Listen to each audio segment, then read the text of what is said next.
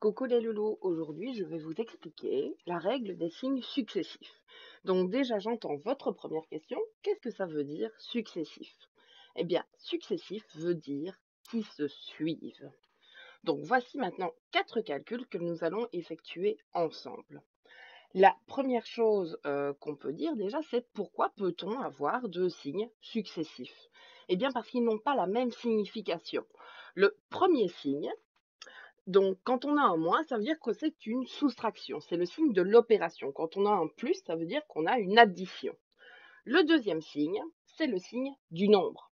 Quand on a un moins, c'est que le nombre est négatif, et quand on a un plus, ça veut dire que le nombre est positif.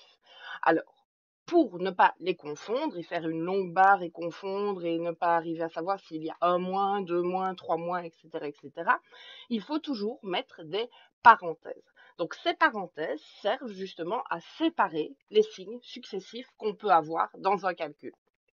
Donc très important, il faut toujours mettre des parenthèses. Alors maintenant, passons au calcul. Donc quand on a 2 moins 3, comme dans notre premier calcul, déjà la première chose qu'on peut faire, c'est recopier le 2 et le 3, puisque eux ne vont pas changer.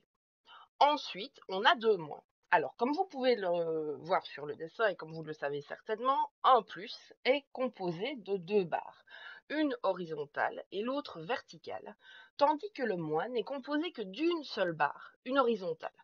Donc, quand on a 2 moins, on peut dire qu'ils s'associent pour former un plus.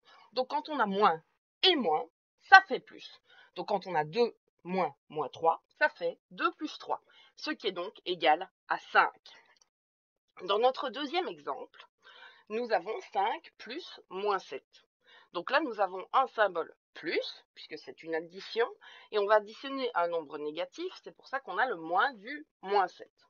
Donc, comme dans l'exercice précédent, on peut déjà recopier les deux nombres, le 5 et le 7. Ensuite, nous allons combiner le plus et le moins. Mais là, il y a un petit problème. On a le plus qui est déjà formé, on a un moins qui est tout seul. Et on n'a pas de deuxième barre pour le compléter pour pouvoir former un plus. Par conséquent, le plus s'en va et laisse le moins tout seul. On a donc comme calcul 5 moins 7, ce qui est égal à moins 2. Dans le calcul suivant, on a l'inverse, c'est-à-dire qu'on a une soustraction et on va soustraire un nombre positif. Comme dans les deux premiers calculs, nous allons d'abord recopier le 3 et le 4, puisque eux ne vont pas changer. Donc quand on a moins et plus, on va combiner de nouveau nos deux symboles. Donc on a un plus et un moins. Le plus est déjà formé. Par conséquent, il s'en va pour laisser le moins tout seul.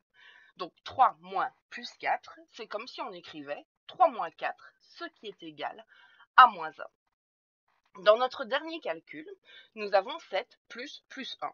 Donc on va additionner un nombre positif. On recopie de nouveau le 7 et le 1.